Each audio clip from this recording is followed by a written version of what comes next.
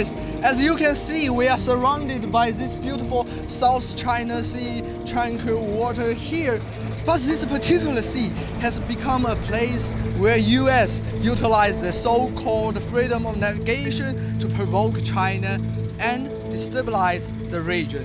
Among the many recent examples of this is the mysterious accident of USS Connecticut. The U.S. Navy says one of its attack submarines struck an unknown object while submerged in the South China Sea.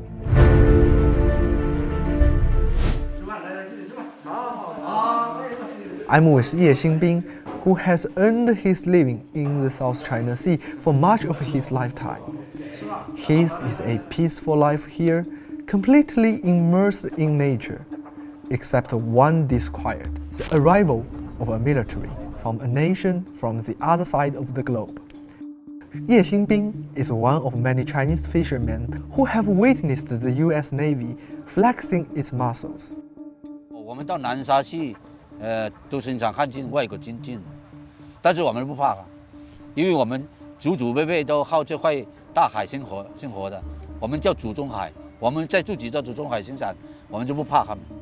有时候我们拿那个网的，有时候把我们那个浮标都打断了，不是我们这条艇、这条船有，其他的船都有。Over 2 months have passed since the collision, but the U.S. military is still keeping the world in the dark. There has been no clarification of the mission and its purpose, no examination of damage to the environment, and no mention of security risks. 对核潜艇的航行意图、事故发生的具体地点、究竟有没有造成核泄漏，以及破坏海洋环境等外界严重关切和疑虑的问题，始终没有做出明确的说明。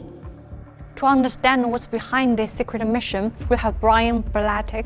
He's an American geopolitical analyst and a former U.S. Marine. As a Marine veteran, what kind of protocols does the U.S. Navy typically follow after an incident like this? Why do you think the U.S. Navy is so reluctant to release information about the incident? From my experience in the U.S. Marine Corps, I might not really be relevant to this situation, but one thing that anyone in the military knows is that it's a huge bureaucracy. Things take a really long time to do, and there usually is a lack of transparency because what the U.S. military does is global. It's everywhere. It's in everybody's business. When you have a nation acting irresponsibly on the global stage like this, when they have, an accident in some place like the South China Sea that they themselves turned into a conflict zone, it has much larger implications. It isn't just an accident. The U.S. Navy tried to downplay the incident, but a satellite image of the submarine after the incident shows its front end was damaged. We talked to a military expert about the incident.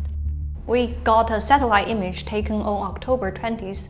What kind of conclusion can we draw from this image? Until now, the U.S. side did not release any formal reaction to the international society except from this not so clear image and a very brief announcement.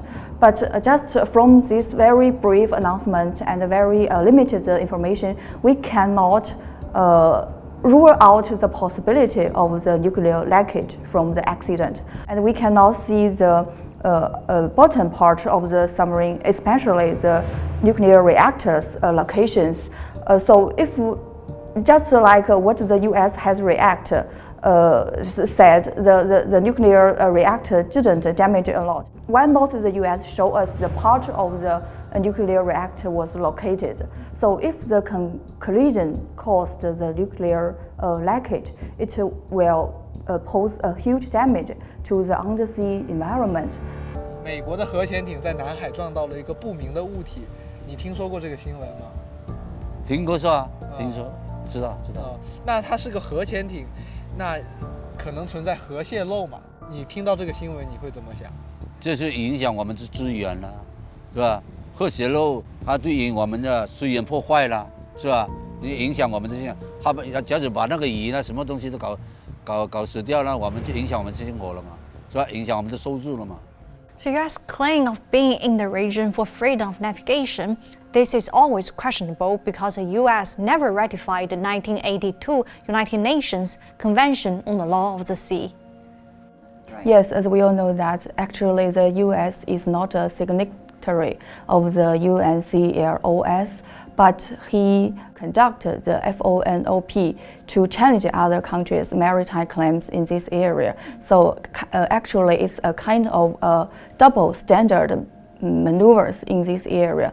Of course, he wants to keep his military dominance in this area. Then they also say that they're there to protect trade lanes.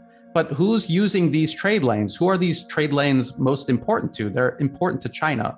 It's trade going to and from and benefiting China, not the United States. And US policy papers, when they talk about how they could hurt China most, they talk about blocking these trade routes. So this is why they're actually in the region. It's to provoke China, it's to encroach on China, encircle the nation, and threaten its economic lifeline. That's what it's actually about. It's about menacing and provoking China. It's not about protecting the region.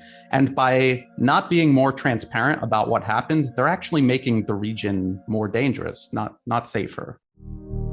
Back to Ye Xingbing's house, Ye puts on his work clothes. Before setting out, Ye goes to a local temple. For thousands of years, communities of fishermen in the region have visited temples before setting out to sea, wishing for calm waters and good luck.